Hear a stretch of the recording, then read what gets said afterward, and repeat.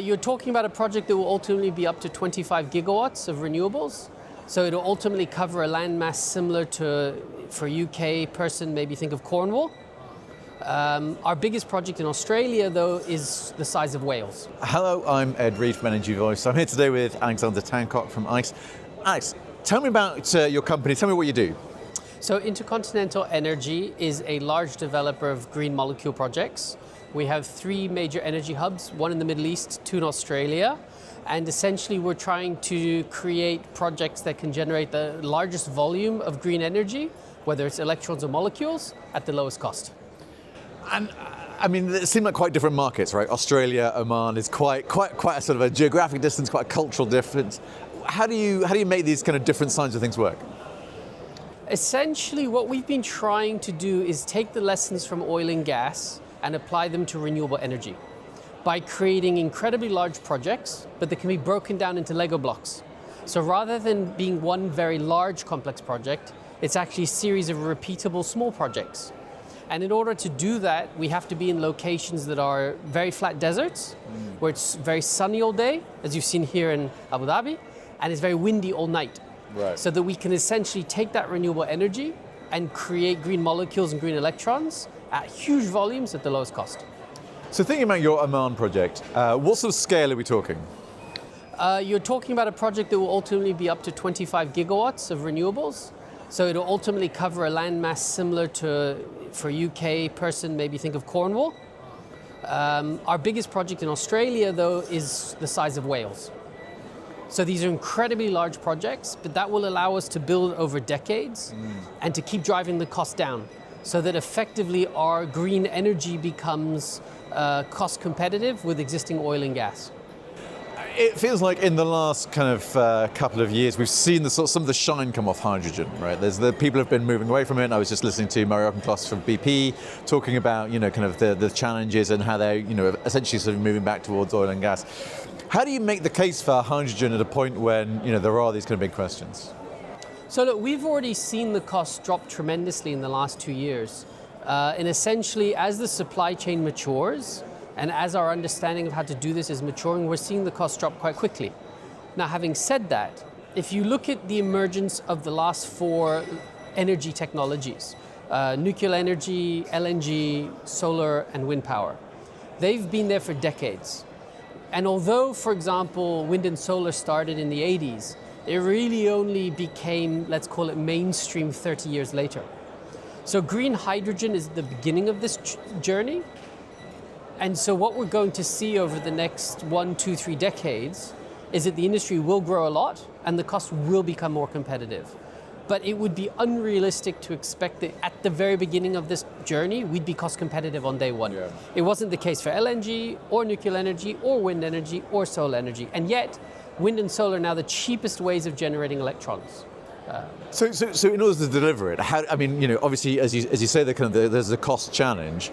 So taking that out of the equation, what do you need to make it work that isn't the kind of the lowest cost hydrogen?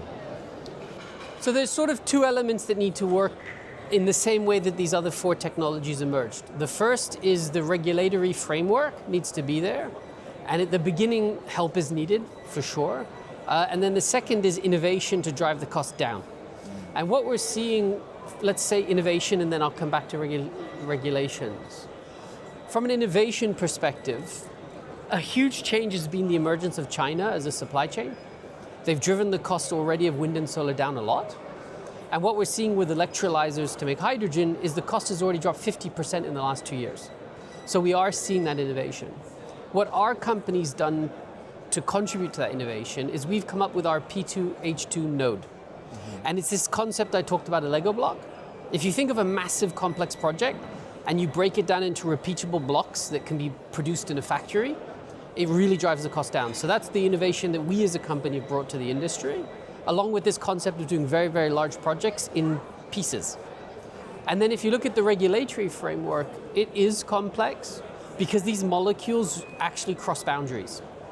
So unlike, say, renewables where, let's say in the UK, the government drove through the non-fossil fuel obligation initial projects through basically providing a framework to make them have higher offtake agreement prices. Here it's international. So it's a little bit more complex. So what we're seeing is this cross-boundary collaboration and cross-boundary flows. So for example, governments of different regions working together. So if you think of Europe or North Asia, they just don't have the space, right? Yeah. You don't have an empty whales kicking around everywhere. But at the same time, in deserts, you don't tend to have a lot of industry. So it's really about creating those cross-boundary collaborations. And that's an area where I think maybe we were underprepared 3 years ago. So again, if you think of hydrogen hype cycle that you described, like any hype cycle, internet, AI, maybe today, you go through this phase where everyone thinks it's going to happen tomorrow at this scale, and then everybody's disappointed because it's taking longer than everyone thought. So that's sort of where we are today. And what we're now seeing is this emergence of realism. So we actually are negotiating offtakes at the moment with sectors like fertilizers, industry and refineries, shipping, power. So all of these people are engaging. Just it's not at the time and the speed that people hoped for 3 years ago.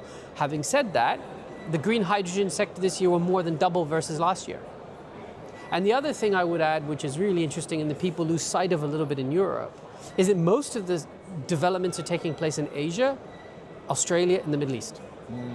So whilst Europe saw itself as maybe a leader a few years ago, the real action is here in the Middle East and out in Asia. And what's the thing that enables that to happen here and not in, say, Europe? Twofold, I'd say. I'd say the first is possibly more consistent government drive. What you see in the Middle East and in, let's say, India and China is a very long-term government drive that isn't subject to short-term fluctuations because of, let's say, voting and things like that. So there is a longer-term planning horizon here, right? Saudi has Vision 2030, Oman has Vision 2040. The Chinese are aiming for 2060, carbon neutrality. So these kind of visions definitely are easier to implement in these regions. The other thing is we just have space. Yeah. Right? You just can't do mega projects in Europe because of space constraints, whereas we can here. I mean, you talked about that sort of, cross-boundary kind of, option, I suppose. But I think there's also this big question, isn't there, at the moment about geopolitics, right? Seeing kind of the US-China kind of trade talks last week, that's clearly a sort of a fault line that we're seeing as a world. You're talking about sort of supply chains, talking about these. How do you turn that sort of? How can you address that vulnerability? It's a very good question, and I don't think it has an easy answer. But what we are seeing again in the Middle East and Asia is there is less existing defensive behavior against supply chains emerging from Asia.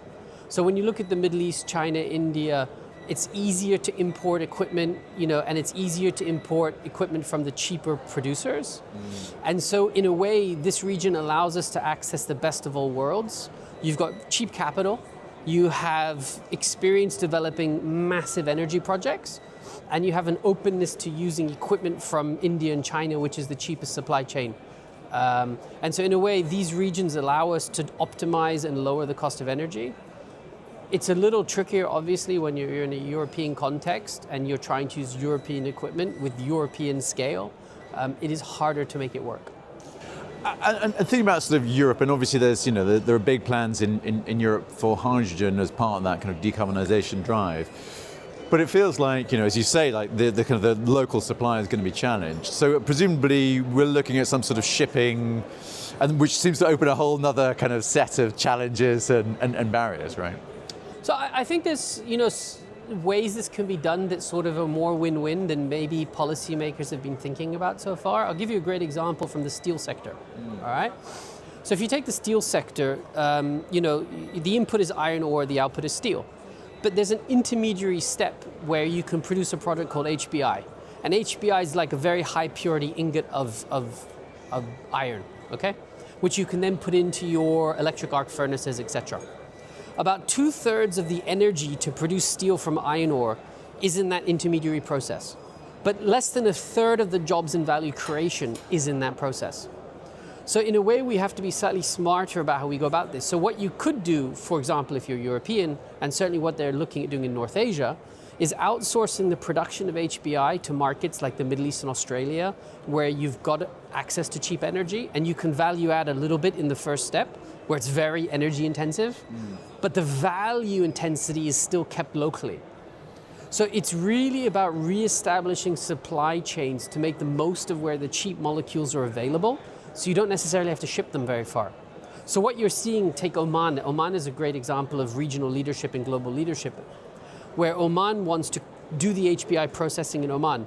So all this iron ore that's crisscrossing nearby would stop off, process, and then keep going as a value-added product to its final destination, which could be Germany, it could be Japan, it could be India. But what we've done then is sort of rejig the supply chain a little bit to make most use of the renewable molecules where they're located, so we don't have to ship them so far. Now, if you're an ammonia user, for example, a fertilizer production plant, you can import ammonia, people already do, and it would be much cheaper to make the ammonia here and ship it than it would be to ship the hydrogen and make it there. Yeah. So in a way, it's just recalibrating supply chains so that you can try and compromise between energy security, geopolitics, and cost of production. Trying to do everything in a place like Europe or Japan is not cost effective, but you can understand the political sensitivities about doing everything elsewhere now. So it's that compromise. And so drilling into your projects, you've got these 3 projects. What's moving first? How close are you to your first drop of green hydrogen? So we've always been targeting production at the beginning of 2030s, because it was always our view that the markets were going to take time to mature and the technology is going through a very steep decline, which will start evening it out. So if you look at solar and wind, they're still declining, but not at the pace they were previously. So it's finding that sort of sweet spot. We judged it to be around 2030. So we're on track to produce our first molecules around then, and we'll just keep going. But I think a lot of people forget how long these projects take. So we started developing our first project 9 years ago. So, any large complex project in any market, even out here in the Middle East or Australia, it takes time. But we are on that pathway. And how has industry sort of support been? Are people interested? Is financier interested? Yeah. Are the pieces are coming together? Yeah, absolutely. So it is a complex puzzle. You've got to solve, having your land. You've got to solve having the resource. You've got to solve all the permitting. You have to solve the offtake. You have to solve the markets. You have to solve supply chain. So when you put it all together, it's much more complex than what I was doing previously, which was just renewable energy plugging into the grid. So when you're doing renewable energy plugging into the grid, there's things to solve, but that complexity of market and offtake is easier to solve. So this has been a challenge, and I think the market has seen that challenge being a little tougher than maybe everyone expected, which is why you've seen a lot of projects fall by the wayside, a lot of companies pull out, because it wasn't as easy as they thought it was going to be. But those of us that understood the complexity beforehand, well, look, we're still here. Right? So as one of the pioneers in the sector, we're still cracking on. Our projects are still looking very attractive within this space. Perfect. Alex, thank you very much. No, thank you. Pleasure.